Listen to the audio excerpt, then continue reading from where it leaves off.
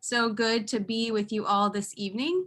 My name is Megan McMillan, and I'm the associate pastor of this congregation, where our mission statement is to be and to make disciples of Jesus Christ who know the Lord and who through love serve God and others. And here at First Presbyterian, we are always stretching our minds and open to learning new things. And as Christians, we are called to take those things to inform the way that we see and act in the world. It's such a joy to be back tonight to continue our 12-week social justice series. And I thank you so much for joining us. And I'm so grateful for the leadership of our Christian education moderator, Kyle Brinkman, who has organized this series. So before we get started, let's go to God in prayer. God of solidarity, thank you for being a God who enters the suffering of the world, who doesn't run from those in pain, but rushes to the sight of fear and of tears.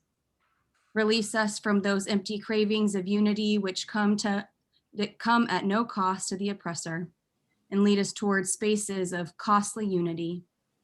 Guide us into a solidarity that demands something of us. Let us learn to risk ourselves on behalf of the vulnerable, believing that when one of us is harmed, we all are. Help us to remember that justice and liberation are not a scarcity, and that our survival and dignity are wrapped up in one another. And God, keep us from those that will demonize the fight in us, who would prefer us complacent and far from one another. Secure in us the courage to stand, knowing together we will restore what the world has tried to suffocate in us. And it's in Jesus' name we pray. Amen. Amen. All right, I'd like to thank everyone for coming tonight. I hope you enjoy the program. Just to go over the ground rules again, our speaker has been invited to present and tell us about CASA and their work fighting domestic violence and supporting the survivors of domestic violence. I ask you that if while she's speaking, we mute our microphones so that everyone can enjoy and hear, and that at the end of the presentation, we'll open the floor to questions. You may either use the reaction button to raise your hand on screen, or if you raise it, I'll be looking at the panorama to call on you in turn. All right. So tonight, like I said, it is CASA, Community Action Stops Abuse. The subject is domestic violence and the social justice issues around that. Our speaker tonight is Janelle Griffith Donato. I hope I pronounced that correctly. Yeah. All right. And I will be turning it over at this time. Thank you so much, Janelle. Thank you. And thank you guys for letting me come speak to you. I do have a presentation, so I'm going to share my screen. That is another Zoom-ism. I'll share my screen.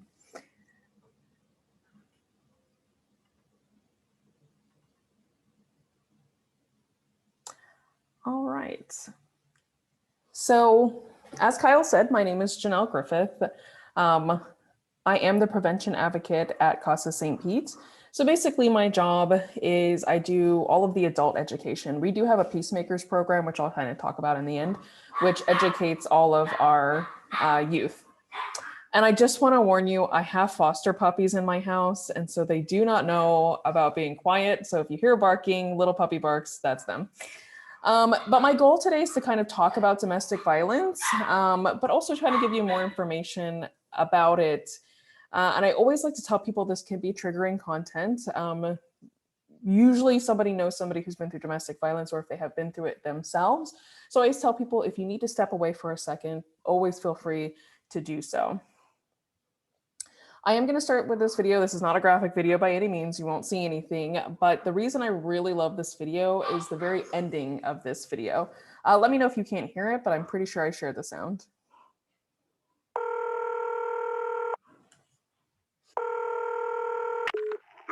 Operator 901, where's the emergency? 127 Brynmere. Okay, what's going on there? I'd like to order a pizza for delivery. Ma'am, you've reached 911. This is an emergency line. Large with half pepperoni, half mushrooms.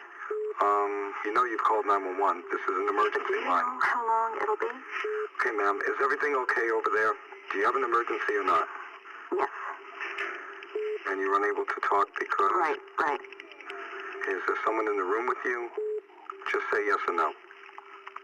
Yes. Okay, it looks like I have an officer about a mile from your location. Are there any weapons in your house? No. Can you stay on the phone with me? No. See you soon. Thank you.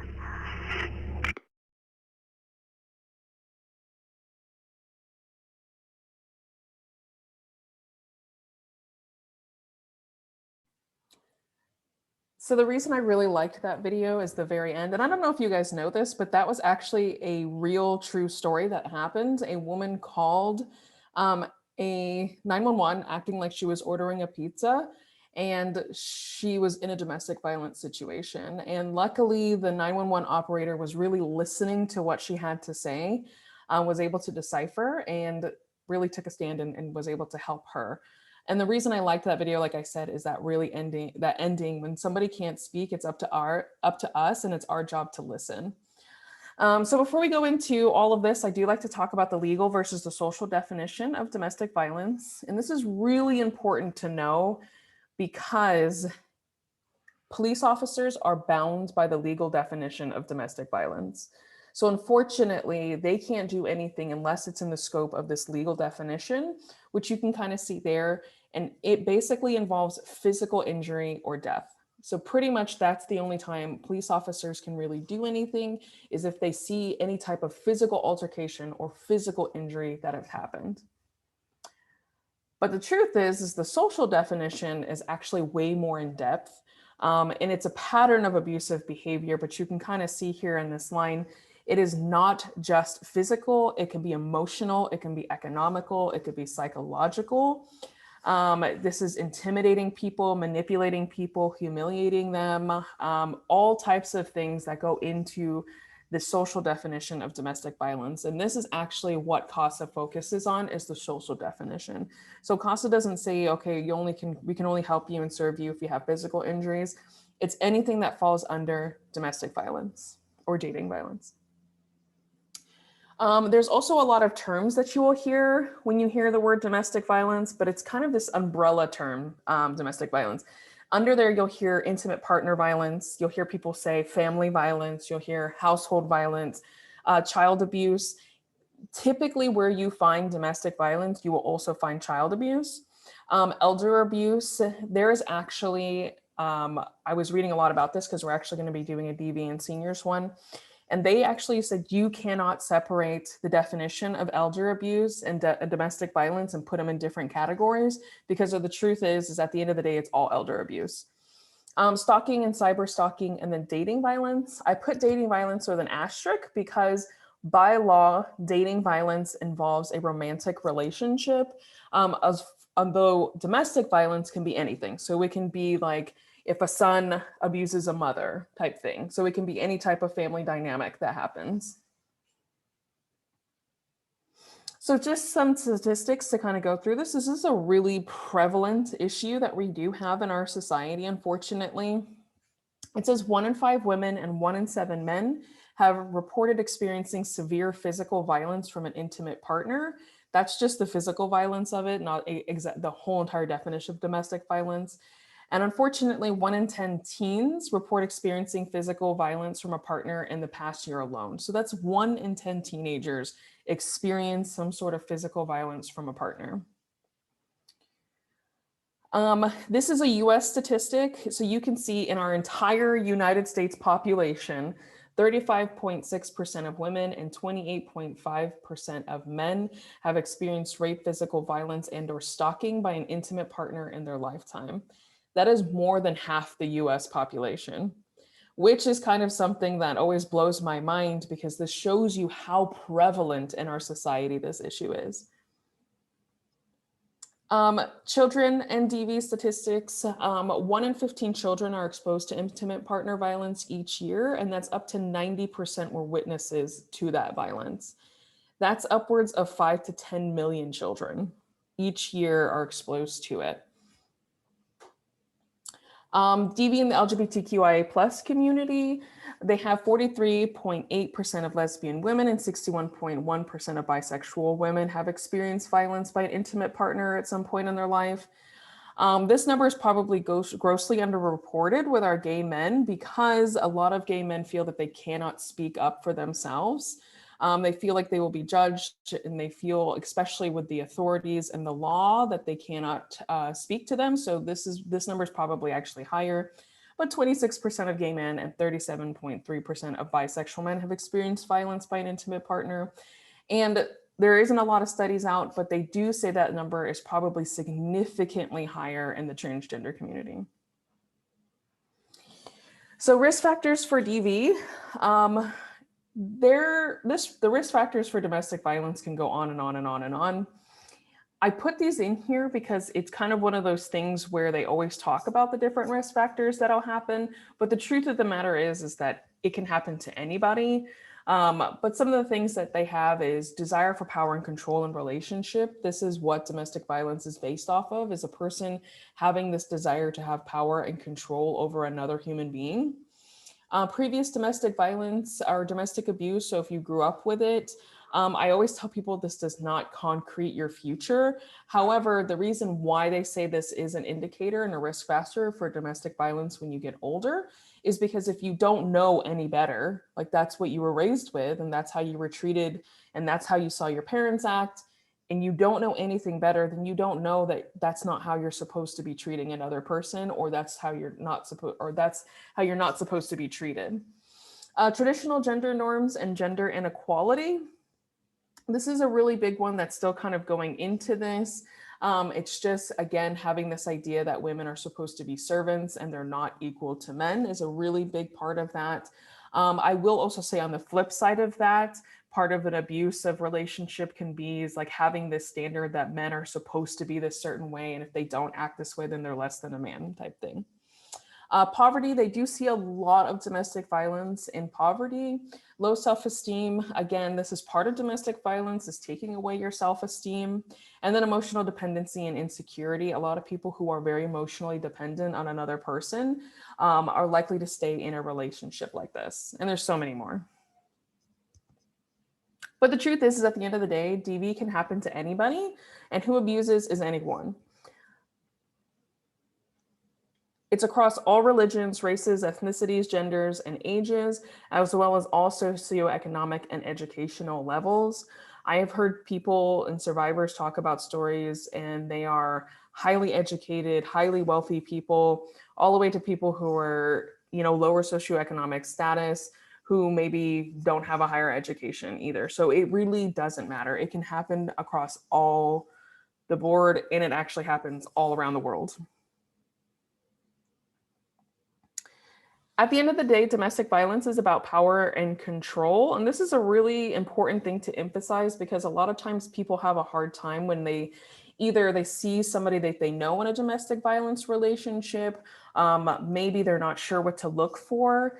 What you're looking for is a person who wants to have ultimate power and control over another human being, this is actually one of the motivations of why I came to CASA and why I wanted to work in domestic violence, is because ever since I was young, I just really, truly don't believe another human being has that control and should have power over another human like that.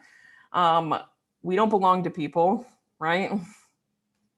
We are free will thinking people. So this is the power and control wheel. You can actually Google this and find this, but this is a Duluth model power and control wheel. This was created after this domestic violence center interviewed a ton of people who came into their shelter. And so they asked them basically, okay, what are the things that abusers do to maintain their control over you?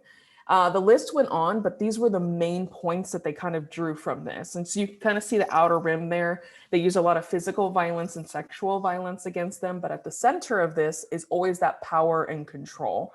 I'll just kind of touch on it a little bit. Like I said, you can always Google this one, but it's like coercion and threats. So it's making threats to hurt them or threatening to leave them, or even to commit suicide. Like, if you leave me, I'll kill myself type thing. Report them to welfare, like say, well, if you try to leave me, I'm going to report you that you're not taking care of your children. And make them drop charges. This is a really big one. I don't know if you actually saw, there was a story recently how a woman was trying to do an injunction for protection order against her ex-boyfriend or boyfriend that was abusive. And because everything is via Zoom, he was actually in the apartment with her and he was intimidating her to make sure to drop the charges. But luckily her attorney caught on to that and was just like, Judge, I think that he's in the same house as him. And as they're doing that, you see the sheriff get on the phone, he calls somebody to their house, and sure enough, he was there, and you can hear him yelling in the background, she doesn't want to press charges. She doesn't want to press charges. So he was using this intimidation and threatening her to drop charges against him. Intimidation, making them afraid, but you can make somebody afraid by just giving them looks, gestures, they're smashing things, destroying property. Unfortunately, pets become a really, really big point of abuse and control in relationships. It's very, very unfortunate, but they will use animals to harm and displaying weapons. There's also isolation. This is the one that I say is like the biggest one, because if you do not have your family and your friends in your corner who truly know you, who know the kindness, who know the kind of person that you are, because abusers will isolate you from everybody else because they want to maintain that power and control.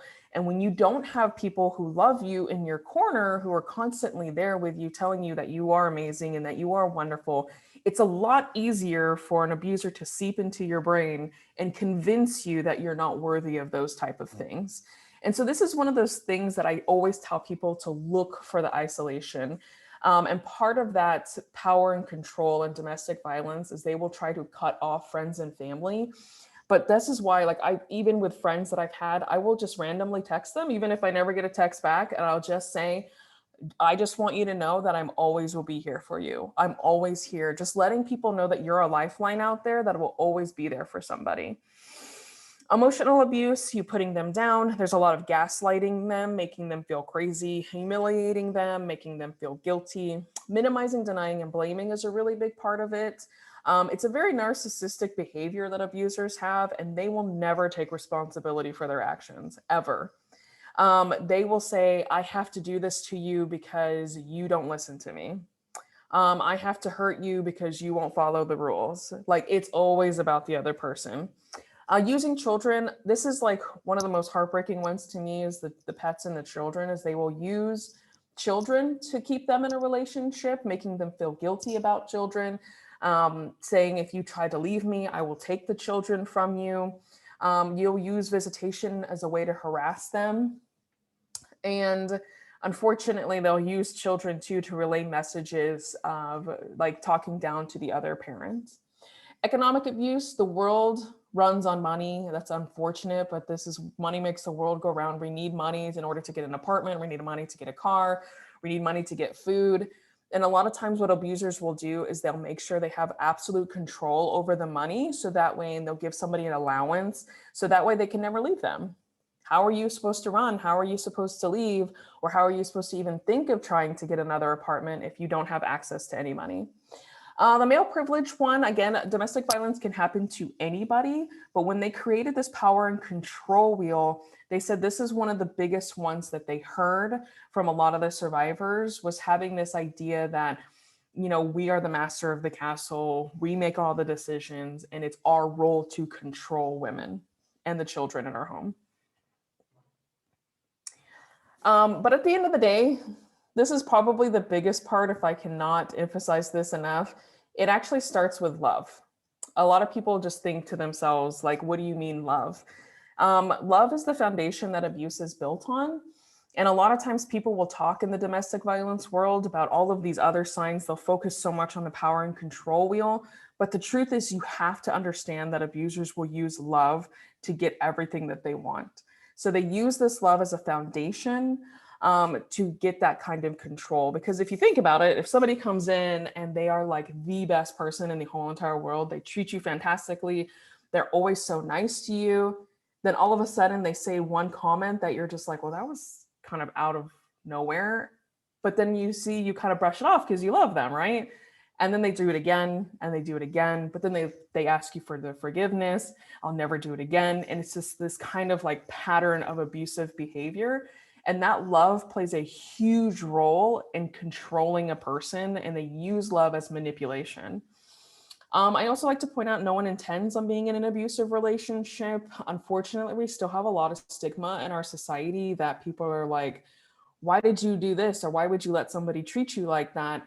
But nobody wakes up one morning and goes, oh my God, I can't wait to be in an abusive relationship, right? Nobody ever does that. The truth is that abusers are very charming and they're very sweet. They're very manipulative and they know how to present themselves. We always tell people this is not an anger management thing. So this is not somebody who just has an explosive personality. This is somebody who's very, very calculated and knows exactly how to do it. So to the rest of the world, you may just see this really calm and welcoming person, but at home, that person can be very, very destructive and very, very abusive, and they know exactly what they're doing. And they'll also idolize the victim and want to know everything about them, and they'll actually use that to control them. I want to learn all your deep, dark secrets, not to get to know you, but to hold it over your head later. So why do people stay in relationships like this? This is a really big one people don't understand. Is like, if somebody's not treating you right, then why would you stay? Well, most people stay because of the fear. This is the fear of the unknown. This is the fear of what the abuser will do. This is the fear of what will happen if they leave. This is the fear of not knowing anything else, right? Like, well, what do I do? Maybe they've been married for a really long time. If I leave, what's my life look like after that? There's a lot of fear that goes into that. Children play a really huge role into that. If the person is the sole provider, the abuser is the sole provider, how are you supposed to take care of your children if you don't have any of the money, all of that kind of stuff? Financial, again, same thing, it goes around with the money. Animals, there's unfortunately a lot of people will use animals as a way to keep people in a relationship. And there's also that hope. They hope that things will get better and they hope that things will change, because remember that love is part of that cycle, right? You have to use that love in order to manipulate. And so they hang on to hope that love part will come in, which plays into love, is they truly do love that person, which always seems so crazy when you're on the outside looking in. But the truth is when I always tell people, when you're in it, right? When you are in love with somebody, you're in love with somebody, and the rest of the world out there doesn't really matter. So that's what's really hard for people to, on the outside looking in, to understand, but people really do love them. There's other things to consider, cultural aspects. There's some cultures where you never get a divorce, period. It is never going to happen, and they rather you stay in that relationship forever. There's LGBTQIA+, there's barriers that they face. If a person is undocumented, there's other things. They will not go to the police, of course. Disability is a really big one. A lot of times, if a person is physically disabled, how are they supposed to leave? People who are mentally disabled, like if they have like severe depression, abusers will use that against them. Language barriers, if they don't speak English. I will say that CASA has connections with a translation line. So if you ever have somebody who doesn't speak English and you're not sure how to help, they can call our hotline and they will have a translator speak for them. There's also seniors, and then rural. Like if you live all the way out in the middle of nowhere, how are you supposed to get help if you're 50 miles out and there's nobody else? Leaving. So 75% of serious domestic violence related injuries and deaths occur after the victim has decided to end the relationship. It is actually the most lethal time for the survivor because the abuser loses power and control. So this is really, really, really important to understand, because a lot of people like to say that word, just leave. Like if they're being bad to you, why don't you just leave? But the truth is this can be some of the deadliest time for survivors. So we always tell people you need to safety plan. You always have to create a safety plan, even if you think in a million years this can never happen to me, they would never do something like that. If it's an abusive relationship, it's always better to safety plan. There is also lethality indicators that go with this. This is a kind of a sheet that has been used around all of the domestic violence shelters in the United States. And they go through this danger assessment. Like our advocates will go through this danger assessment with you, and they ask all kinds of questions. And one of the biggest ones on there, for instance, is, has the violence escalated recently in the past few weeks? Usually an escalation of violence in the home shows that they are going to be, there might be an indication of lethality and homicide. There's also other stuff that's in there. Sexual assault is a lethality indicator. Strangulation is a really big one. If a person puts their hands around another human being's neck with indication of harming them, that is a huge lethality indicator. That's really unfortunate. And these are actually some of the most dangerous people that there are on earth are people who strangle. So things like that. So I always tell people safety plan, safety plan, safety plan. It is always better to safety plan. So healthy versus unhealthy relationships. I kind of like to dive into this because a lot of times people will be like, is that abuse or is that not abuse? And so I kind of like to break this apart in this sense that you want to do a relationship, a healthy relationship has stability, right? You both feel comfortable in this relationship. Intensity is not what you want. You don't feel really comfortable with it. A lot of abusers will move fast. So they want to commit to a relationship really, really quickly. And the reason being is because it's part of that manipulation, right? They get in, they love you really, really, really hard. They just love bomb you. They're just like, oh my God, you're the best thing in the whole entire world. But then they can kind of sink their claws in and try to start manipulating the situation. Independence, it's always good to have an independent side of yourself to do the things that you want to do with your friends and your family. And then on the toxic side of that is that isolation that I was talking about, where they'll slowly creep in with things like, you know, I really don't like that friend. Don't hang out with them anymore. Or your mom is always butting into our business. Why don't you stop talking to her? Like little things like that is like what they do to slowly separate. There'll be a lot of things like, for instance, if somebody is just like, I don't want you to go to an event that you guys are having. I don't want you to do that. Or I don't want you to work. I want you to stay home with the children. But it's not so much like, this is a feasible, economical thing for both of us. We both agree to this part of our relationship. It's one person making that decision.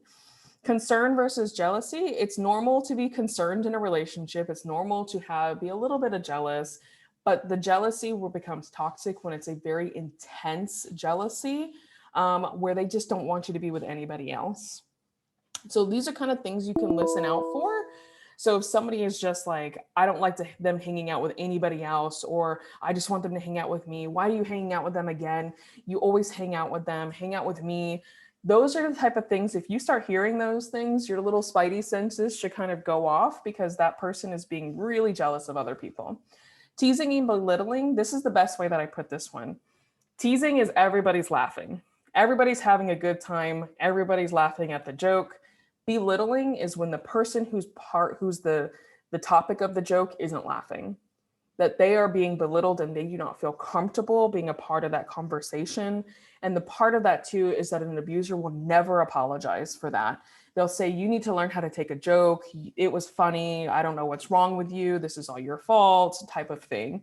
But it's normal to tease, right? It's normal to kind of have that banter in a relationship. But when it crosses that line and the other person doesn't respect that that line was crossed, then we get into toxicity. Generosity and manipulation. I always say this, if you're going to do something, do it out of the kindness of your heart and not because you want something in return. And that's what abusers will use, is that manipulation, is if they do something, they're like, remember when I did that for you? Now you should do this for me. That is not generosity. That is not being a kind person. I always tell people, if I do something for you, I do not expect anything in return because I just want to do something for you. Honesty versus deception. Obviously, that's a really big, easy one. Having an open, honest line of communication versus a lot of lying and deception in a relationship. Safety and volatility. So basically, you feel secure, you feel safe. And volatility is that kind of, you're walking on eggshells all of the time. You just don't feel comfortable. So what we can do is, a lot of times people think they have to do these really big grand gestures in order to really take a stand against domestic violence. But the biggest thing that we can do is talk about it. This is a very uncomfortable topic, and I completely understand that. And for a very, very long time, domestic violence was one of those things that hid in the shadows, and it was a family matter, and we don't get involved in family matters, right? Like that's your family. If they are hurting you, then that happens in your family. But the truth is this spills out into our community, into our society all of the time. You know, children who grow up in abusive homes will grow up and sometimes they have harder times coping. Like I said, that's 5 to 10 million children each year. And there's a lot of things that'll happen developmentally to children if they experience violence in the home. These are also people, abusers. I can tell you headline after headline after headline of abusers who lose power over their relationship. And what they do is they will kill their entire families. This is not something that is a family issue. This is something that is a societal issue. This is something that we all have to come together with. And the first step we can do is talking about it and making domestic violence a comfortable topic to talk about. Because when you talk about it, people will actually start feeling safe, right? Because I can guarantee you somebody can be in an abusive relationship and you will never, ever know because they're really good at keeping it quiet. But when we start talking about it, when we start creating these safe spaces for people, more people are going to be obligated to speak up. And I also like to say it points out to abusers that their behavior is not acceptable in our society. It is always really important that what we say matters. So always speak with empathy, speak with compassion, and let's help one another. And when I say with empathy and compassion, I mean it's going to be very difficult when somebody tells you that this has happened, and our normal response is to jump in and either help them or be like, I cannot believe that happened. But really what we need to do is just open our minds and open our hearts and just listen to what another person has to say and really try to empathize with them and have that compassion for them and believe them. And then help one another. It's also really important to delete these phrases from your vocabulary. Just never use them. Just leave. This is a really big one. Never say just leave. Again, we talked about that danger assessment. It can be very dangerous to just leave a relationship like this. I would never let anyone treat me like that.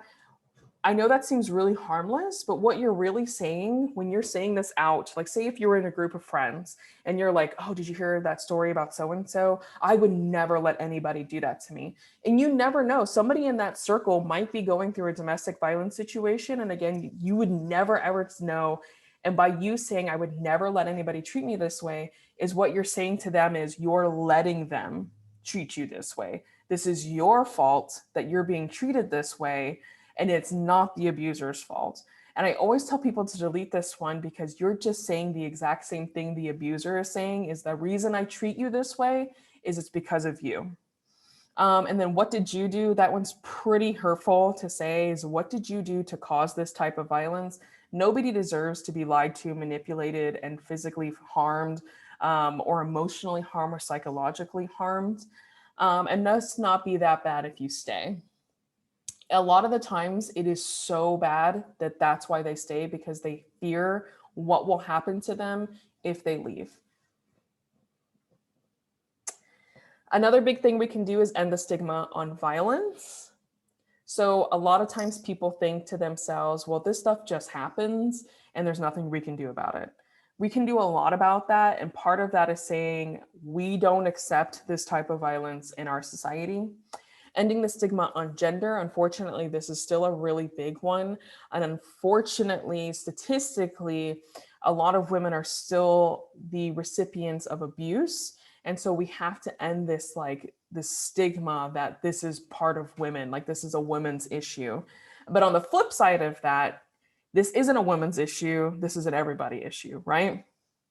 And so if we keep focusing on like, everybody, this is just women, but we need men to be a part of the conversation as well. And the stigma on responsibility, I don't care at the end of the day, this is not the survivor's fault. And this is a really, really, really big thing to say. It is not okay for a person to abuse another human being. And it is always at the end of the day, the abuser's responsibility for their actions. Remember, they are cold, they are calculated, they know exactly what they're doing to manipulate another human being, and they will do everything in their power to diminish them as a human. And that's how they maintain power and control over them. And when a survivor is having a really hard time comprehending what is happening to them, when we tell them, well, this is your fault, it is so damaging. And at the end of the day, it is always the abuser's responsibility for what happened. And then, of course, ending the stigma on silence. I already went over that one. And then kind of briefly to talk about, we do a more in-depth, a better bystander, how to be a better bystander, which is actually going to be coming up pretty soon. If you guys want to join in on that one, I'll have a little more information at the end. But basically, you want to listen without judgment. This is really hard because we always are predisposed to have judgment and have our own biases in our head, but you have to listen without judgment. It's having that empathy and going, let me hear the full story before I make a decision on who's wrong. Because a lot of times, like, this could be somebody in your circle where to you, the person is like the nicest, most charming human being ever. And then if a person and their partner comes to you and says, well, actually, they're very abusive to me, your automatic reaction is going to be like, no way, like, not them. That can't be. There's no possible way that that person's an abuser. But the truth is they possibly can be. And so you want to make sure you take your judgment out of it, have empathy, and you want to believe them, don't blame them. A lot of times survivors will say that they never, ever said a thing, and they will suffer in silence because they didn't think anyone would believe them. Empower them. We use an empowerment model at CASA, but basically that is letting them know that they have full choice over themselves. This is really important to kind of goes into the don't force or pressure them. This is very difficult because a lot of people want to be like, all right, this person's abusing you. This is what we're going to do. Here's the checklist. This is how we're going to get out of this situation. But the truth is an abuser has taken away all of their power and control. You want to give them that power back. And by doing that, you want them to make the decisions for themselves. So at CASA, we never tell people what they should do. It is totally 100% their decision and their choice. And part of that is getting somebody back their power and their control over their own life. But you can offer to help them find resources. You can offer to say, what would you like me to do? Would you feel comfortable if I contacted CASA for you? Would you feel comfortable if I did this? What would you like me to do to help you? It's never, I'm going to do this. And then offer to help safety plan. Safety planning is so important. There's a lot of resources online. There's actually a part of that on the CASA's website, but you can also talk to an advocate about that. So kind of wrapping this up, talking about some of the services. So just so you guys know what kind of services CASA offers to everybody. We do have our Peacemakers program, which is an anti-violence and healthy relationship curriculum that is taught from kindergarten all the way into high school. Of course, in kindergarten, it's very like healthy relationship, very kindergarten appropriate. And then in high school, they start talking more about dating violence because unfortunately, a lot of teenagers deal with dating violence. But it's a really, really awesome program that is served in Pinellas County, and it's peace and justice using a school-approved curriculum. And then adult education, that's me. I do all the professional trainings. I can do webinars for companies, organizations, anybody who's basically interested in learning. We do have a 24-hour hotline, and it's really important to know that this hotline is not just for survivors. So if you are like, I really think that somebody I know is in a domestic violence situation and I have no idea what to do about it, you can actually call this hotline and speak to our advocates, and our advocates will help you talk through what is going on and give you a plan of action on how to help them. Again, they will talk about risks and needs, and they will do a safety plan. They will assess what a survivor needs. And if you don't like to talk on the phone or you can't, there is also a chat that you can go to. It's on their website. We do have a shelter as well. This is a really large shelter that we have. It's fantastic. It's a very beautiful shelter. It is a place of refuge. They can stay there for up to 45 days if home is not safe, but of course they can stay there longer if needed. But again, we want to empower people to make decisions for themselves. It is type of a communal living situation, so people have to understand that. We do offer emergency clothing, food, personal care items, support groups, economic empowerment programs, justice advocacy, and other services. And if a person has a dog or cat and they are scared to leave them behind, we do have an on-site and off-site pet kenneling available. So they do not have to leave their animal behind. We also have an emergency for our injunction for protection attorneys. So this is a restraining order basically. And if they want to try to seek an injunction for protection, this is against dating violence, stalking, sexual violence. There's no charge to survivors. This is completely free attorney services. And there's also an advocate at the county clerk office down in St. Pete that'll help you fill out the paperwork. I went and shadowed her one day, and that paperwork is thick. It is a thick piece of paperwork for an injunction for protection, but she is phenomenal and she will walk you through the entire process.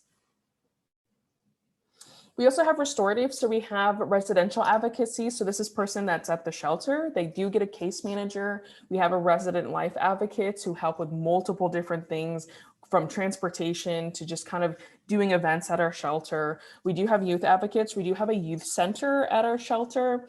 They'll do things from helping kids, study for tests or tutoring type stuff.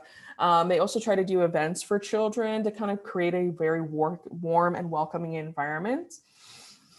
We also have non-residential advocacy. So we have child welfare advocates who are at the Child Protection Office. We have a childhood DV advocate who is actually located at St. PPD.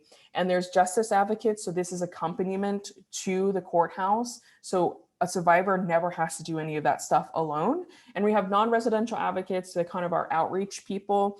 And so if a person doesn't want to necessarily go into shelter, but maybe they want a resource, they can contact outreach. It's the same hotline number. It's just going to be option 2.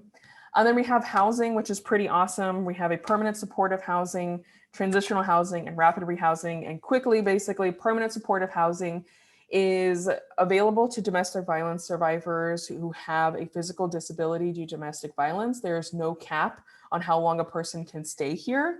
And the disability can be anything from physical to like PTSD, severe depression, all of that. And it is at a reduced rent. Transitional housing is a 2-year support program. It is 30% of a person's income.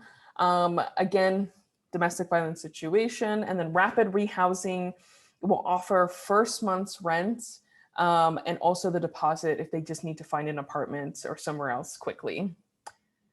With the rapid rehousing, though, the person does have to have children. In transitional and permanent housing, they either have to have a job or be in school.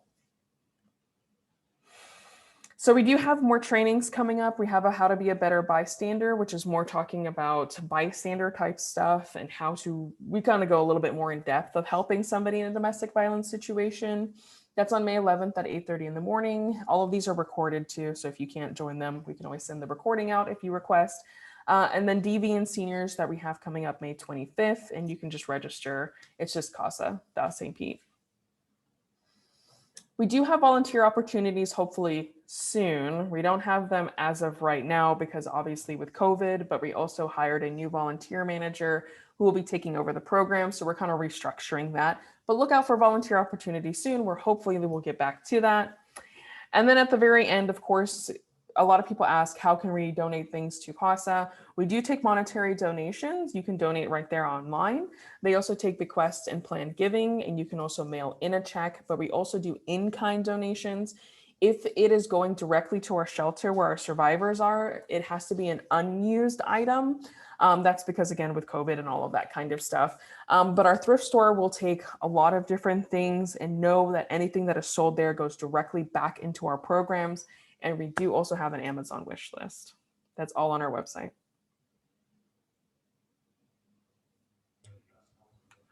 Okay. Janelle, thank you so much. Absolutely. So much. And we were just talking before this meeting that CASA actually has a art auction tomorrow at the Green Yes. Brewery. Let's see, what were the hours of that? It's from 5:30 to 7:30. We're going to be at Green Branch Brewery, which is off of Central. And yeah, there's going to be really awesome art there. It's a wide variety of it. And even if you don't want to bid on the art, you can come hang out. They have a special brew beer that they're doing. So every beer sold, $1 of that's going back to CASA. Okay. All right. So now I am looking at the grid for questions. Um, I'm not. Is that Kathleen's iPad? As I see a thumb. I didn't know if that was a question. No. So Janelle, I've got to ask about visitation for children, court-ordered visitation. Are they still running the visitation center? That's actually a really great question. I'll have to ask. They had to stop a lot of stuff because of COVID. So there's a lot of limited activity that's happening, but they're starting to open up a lot of stuff back up. Even our shelter is not at full capacity. It's only at 50% capacity. Bud, I saw a question. I'm curious about what's the appropriate magnitude of your operating budget, and how much of it comes from where? I mean, I've driven past your shelter, which I think is on Fifth. It's occupies a whole block, I think. Most of that comes from donation. So we have a lot of donors who will contribute money. We do also get some grants through the government because we are a certified domestic violence shelter. So that kind of runs through DCF, and then that kind of funnels down to different domestic violence centers around Florida. But you have to be certified through them in order to receive any type of grant. And are you just representing the St. Petersburg organization? Yeah, but we actually serve all of Pinellas County. So we're the domestic violence shelter for Pinellas County. There's one in Pasco County, and then there's one in Hillsborough County. Oh, okay. Mm-hmm. We actually just rebranded our name to Casa Pinellas because it got a little confusing there. People they thought we only served St. Pete, but it's all of Pinellas County.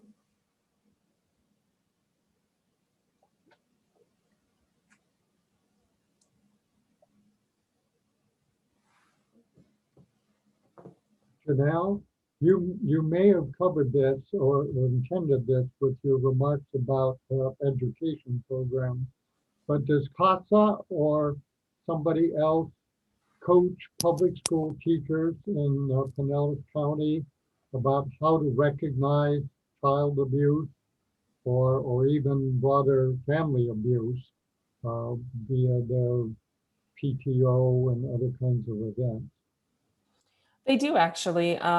We have a youth and DV advocate, like it's a subcommittee that we have, and it's actually a lot of people who are social workers. They're all Pinellas County teachers. So they do that. There is actually a lot of partnership that is coming up with trainings and stuff that we have going on. So there's a lot of things that they work on kind of on their end, but yes, they do learn how to recognize those signs. There's actually a lot of teachers who are trying to learn the signs for teens who are going through dating violence as well. Thank you. Yeah.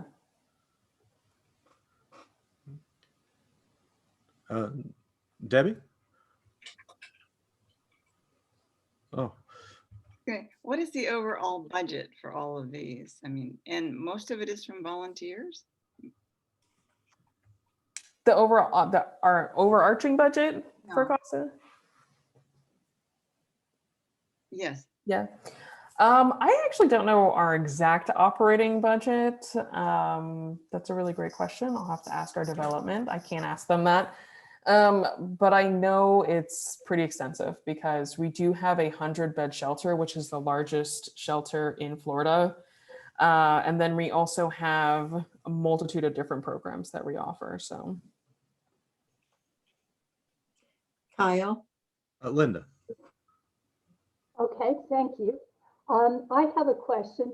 Do you help by counseling both the abuser and the person who is being abused to try to restore a family, or is it simply focused on getting the abused person to stand independently?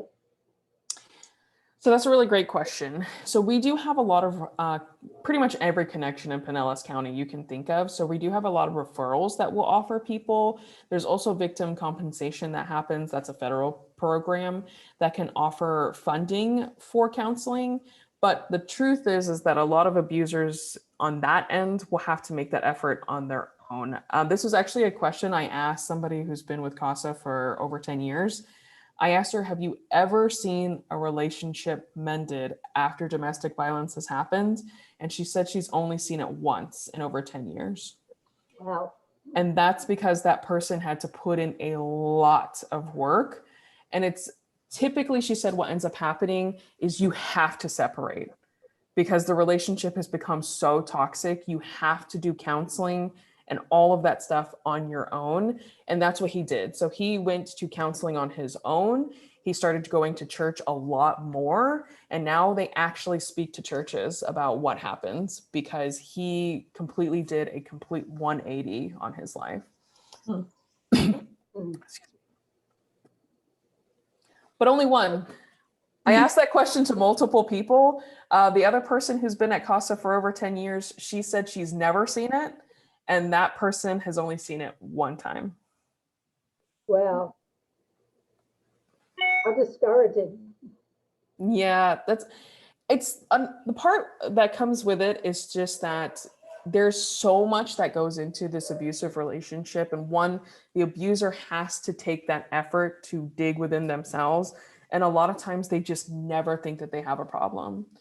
There's this, if you go on Duluth, which is the Power and Control of the people who created it, there's a wonderful guy on there who talks about, he works with batterers. And so that's his job. He does counseling with them. And he has really amazing videos on there, but he will say, this is what blows my mind is like, he'll go in there and he'll talk to abusers. And one of the first things that they try to get abusers to do is use their partner's name. And he said that they won't even do that because that would give them some sort of power. And that would give them some sort of respect. And he was just like, so our first goal is to get them to use their name. And that to me blew my mind because I was like, they won't even use a person's name because that's how much they don't view them as a human being.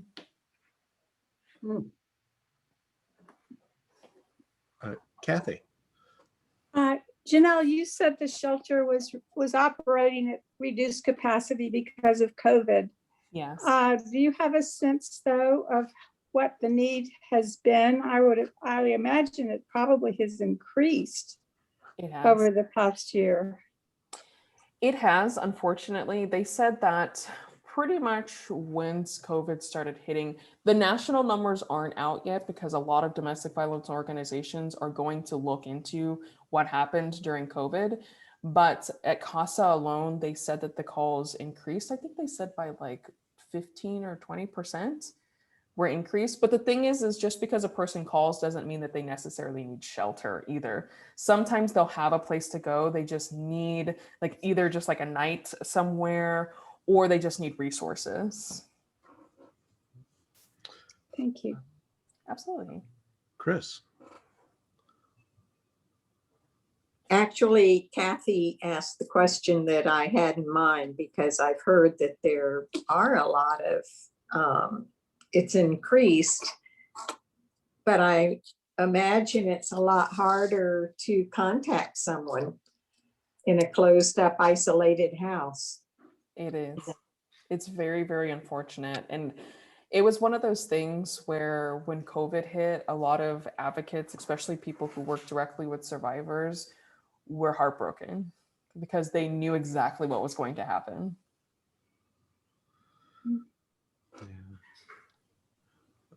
Janelle, I just want to point out, I appreciate you using the gender neutral terms of abuser and victim, as it does go both ways. Absolutely. But I do know that CASA has the women's shelter, and it makes perfect sense that a women's shelter should be for women. But what assistance is there available for men who find themselves in that situation? So our shelter actually takes both men and women. Oh, they take anybody. So there is like a men's section, and then they have the other ones where they have families and then single women. So they'll take anybody. Okay. The issue, and this is a big thing that we're trying to do, and actually why a lot of the documentation, when I started recreating a lot of these presentations, I removed a lot of gender from that because of that. There's such a stigma that men cannot be abused. And the truth is they can. And there's a lot of men that were at our shelter. And to kind of give you this scope of the idea of how people think, they say that a lot of men will not leave a domestic violence situation until they are basically about to be killed, because they just think, well, she's kind of being crazy. This is just like, I can take it. I'm a man, I can take it. And it will have to get to a point of literally almost being killed before they'll leave. There was a guy who was at shelter who she tried to run over him with her car. And that's when he was like, okay, I gotta go. And he had to seek refuge. But then you have him trying to make a report and a police officer saying, well, at least you're a guy and you can fight back. And he's like, and all the advocates were like, why would you, that is not true. Like,